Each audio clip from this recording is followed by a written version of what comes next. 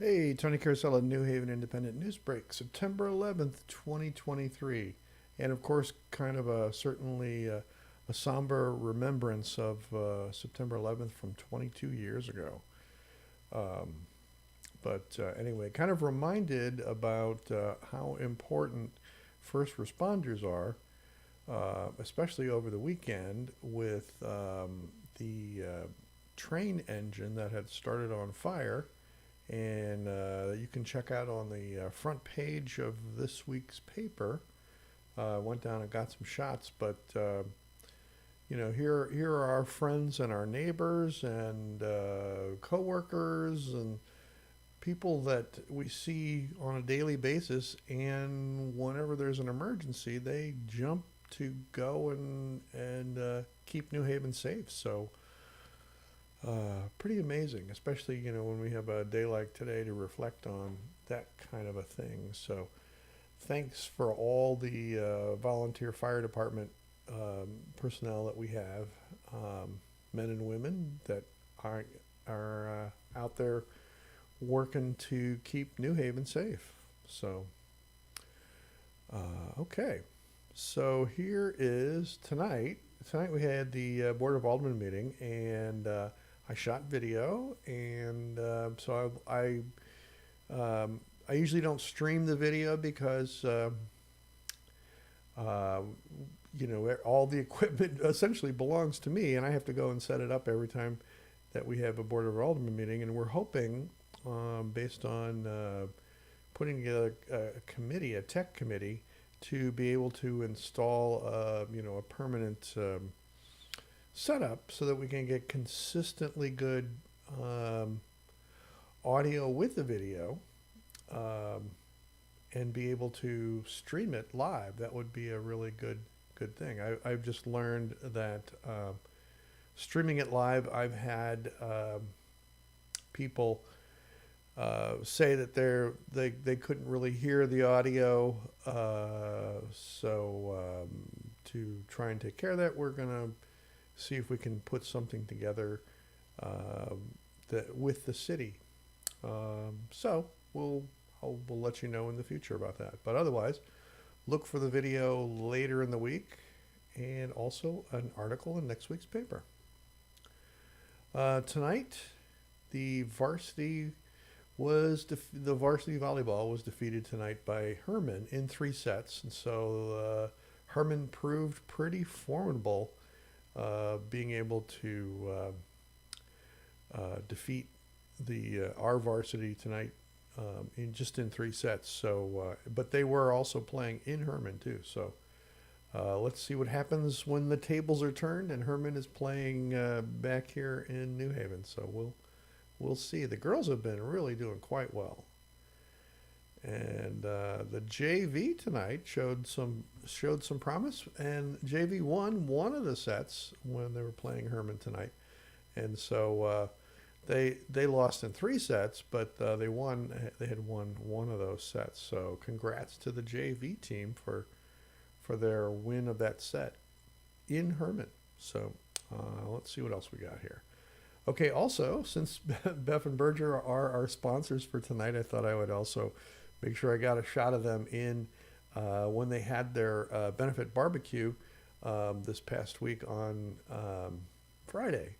And so I went up there and got a burger and a burger plate, and quite delicious. And so hopefully you had a chance, if you were looking for barbecue on Friday for lunch, that you chose to drop by the Beth and Berger tents that they had up by their offices. Okay. And also, this past weekend was the Adam Solomon Trump, um, the benefit, the cornhole benefit, the tournament. 32 teams, all to benefit Adam's medical bills.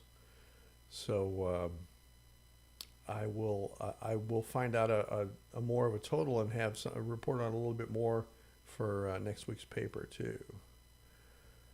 And also, so you saw the previous picture was them actually playing cornhole. And downstairs, Jen was taking care of all the patrons that were stopping in for regular lunches and for beverages. So here's three friends Jen was taking care of. And then also here's a little bit of a reminder for today. This is our guys. When the engine caught fire, this Union Pacific engine caught fire. They had to figure out because it was the engine itself was about a quarter of a mile down the tracks, just east of town, but the train itself, quite a long train. Anyway, it blocked off downtown New Haven for about 3 hours. The train stopped and was on fire about 8 a.m. Our guys got there around 8:30 after hiking down there, and they weren't quite sure. They didn't know quite what to expect from in a situation like this. So kudos to our guys for getting down there and fortunately, so you can see several of them having fire extinguishers that they're carrying down to put the blaze out. And fortunately, that worked. So anyway, you can check out the story in this week's paper. And then finally, also, this is one of the things that we were hoping would never happen, where the train would essentially be blocking off access to downtown. And so our new interim chief, this is Steve Payton. So Steve really did a fantastic job in terms of being able to handle a pretty difficult situation. He was in the office in the police station working on reports when the train on Sunday morning, when the train had basically just stopped. And so he had come across on the other side. He helped several people going back and forth. There were some people that were walking their dogs, and the train blocked them from going back up to their homes. And so, of course, cars couldn't get by, but he helped several people go back and forth over the train linkages, which was not an easy task. So anyway, but then also making sure that if he needed to provide any assistance with the firefighters, they were all together. We were all kind of monitoring the situation as the firefighters went down the tracks to put out the flames. So anyway, the mayor was down there, Jason Addison. He was also down there, and we were all talking about various, I guess, options, different things to think about, in terms of when something like this happens. This is something that is not doesn't usually happen. Fortunately, so the train blocked, it started on fire. Fire was put out. The Washington Fire Department also responded, and by 10 a.m., by a little after 10 a.m., Washington, everybody was pretty satisfied that everything was all taken care of, and Washington headed back to Washington. And then our guys wrapped up and were basically out of there by about 10:30.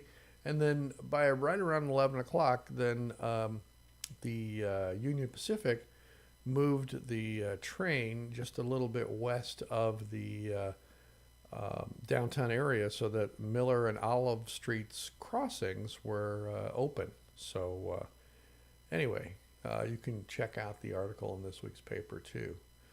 So with that, I would like to thank tonight's sponsor. Oh, and then you can see behind me here, here's as just sort of at the Board of Aldermen meeting, we were discussing the events permit for the balloon glow and also for the balloon race. So they passed the events permit, and the balloon race and balloon glow coming up in a couple of weeks. So really, what a fantastic event! And every year it's getting bigger and bigger. So that's pretty exciting. So hopefully we'll just cross your fingers for good weather, and we'll see what happens. But as you can see, certainly whenever the weather cooperates, it's always really a fun time, and certainly amazing that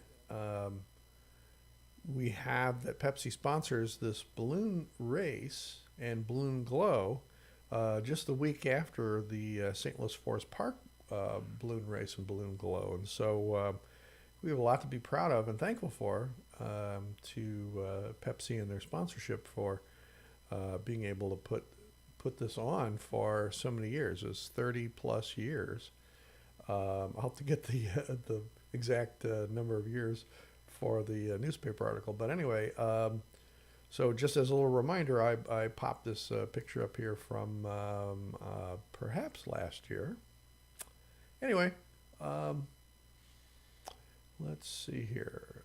So tonight, I do want to thank Beth and Berger, Mutual Insurance Company, for essentially sponsoring tonight's broadcast and allowing us to bring you the news in social media and also in print. So with that, this is Tony Carasella signing off, New Haven Independent Newsbreak. Thanks for watching.